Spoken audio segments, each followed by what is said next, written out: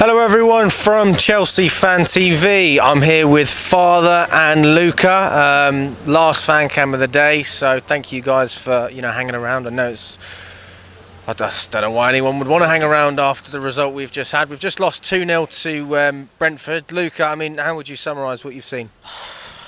Soulless, pathetic, dejected, or should I just say Chelsea Football Club this season? Like, I've got no other words to describe it. I mean, 600 million without a recognised striker starting. You're starting Sterling and Conor Gallagher as your most advanced forwards in that team. Where are the goals coming from? We've got the least amount of goals scored in the Premier League this season. I don't know if you saw, BT violated us last night. Did you see like the pop-up that came up? Oh, you saw that as well. 30 lowest out of any Premier League team. Is this the Chelsea? This is Chelsea. And this are we a banter club now? Are we Tottenham Hotspur, for example? Like, what's going on? I'm lost for words. We are a banter club at the moment. That's the reality, Father. I mean, we've been going home and away the whole season. I mean, there's been those small little positives like Dortmund, but all in all, it's just getting worse and worse. And you know what? The worst thing is that these players, I feel like they're mentally broken. I think that Real Madrid's second leg for me is kind of where they mentally they were elsewhere, I think. And this is the problem that we're gonna have this season, and for the rest of next season. I feel like if this result is not gonna be improving a lot by the end of the season, I think the mentally kind of like it's going to set into their head, and then what are they thinking for the next season? Because at the moment we know Poch's going to come in next season, but at the same time, what kind of setup that he's going to put? Because we don't know some of these players might stay or not, because we don't know what kind of players that Poch want to bring in. So again, we've got a 35 bloated squad, but at the same time, you got to get rid of at least 10 to 15 players. It's not going to be that easy. There's going to be a dialogue anyway, aren't they? I mean, He's not going to take the job unless he's got some sort of certainty. I mean, we already talk about this whole yes man thing, and I don't think Pochettino's a yes man, but more so than Nagelsmann, more so than Enrique, I think he's the kind of manager who will collaborate, as Bowley likes to say, but at the same time, you want to win, and you're not going to win if you've got the owners in the dressing room every game. This is exactly. I had so the fans I was sitting next to actually brought that point up about Todd Bowley going to the changing room, and I thought, would Roman Abramovich? I don't mean to like compare the two, but it's so hard not to when you've had. I'm quite a young fan, so ever since I've been born, I've seen Chelsea success. I've been loving life. So to see now where we are and where the trajectory we're on, and believe me, I'm Lampard. Like, I love the guy. Like, he is like my icon since 7 years old or so. But it gets to a point now where I'm saying, let him go now, because we know we're getting Poch. It's kind of like confirmed now. It's kind of like confirmed and that. So I would just say, get Poch in now. Let Lampard go, so we can treat this as like a pre-season to pre-season, because that's how he can learn the players, evaluate the group, and say, right, you need to go, and then he can say, okay, we need a striker, which we all know, we need a striker, and we need, I think, another CDM. What do you think about Poch, though? I mean, are you not disappointed about not getting some of the other managers, like what I just named? Yeah, sorry, I am.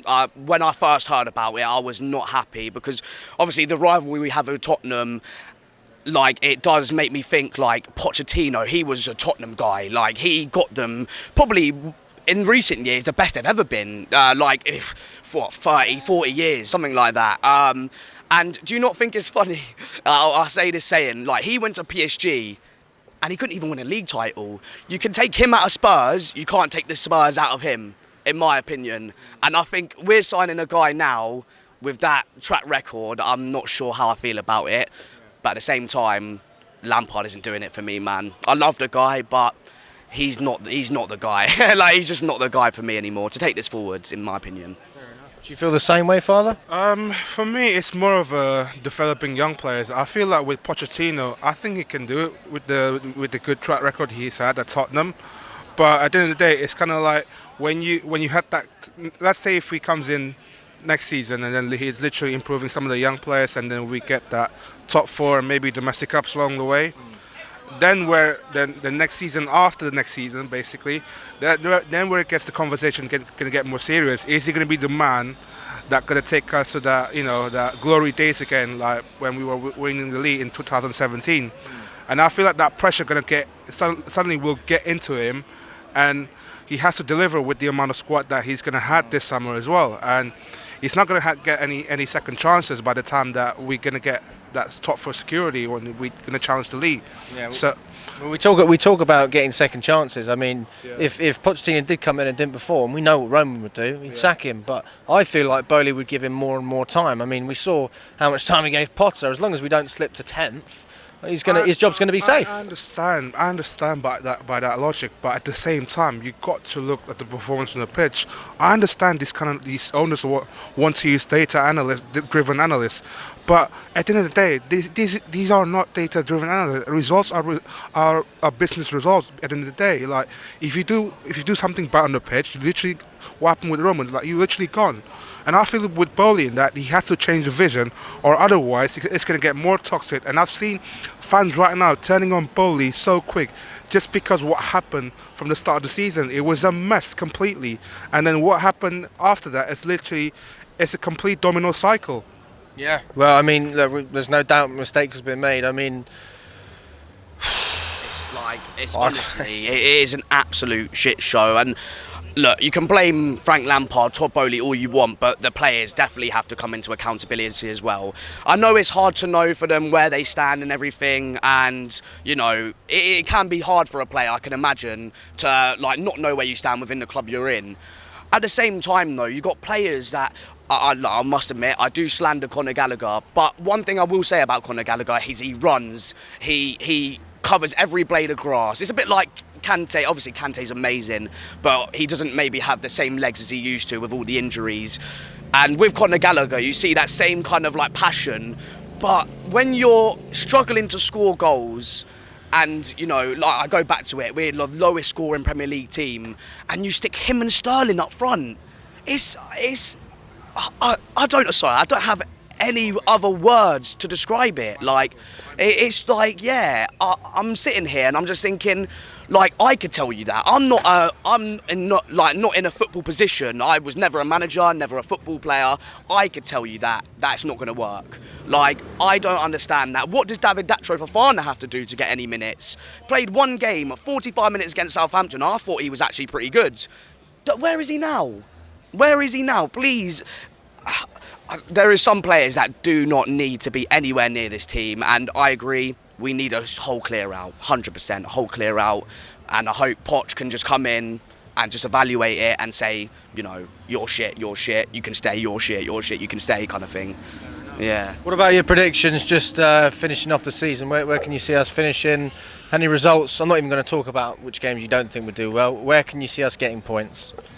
I generally cannot see us getting points for the rest of the season, in my opinion. I don't see us get a win at least until the next season.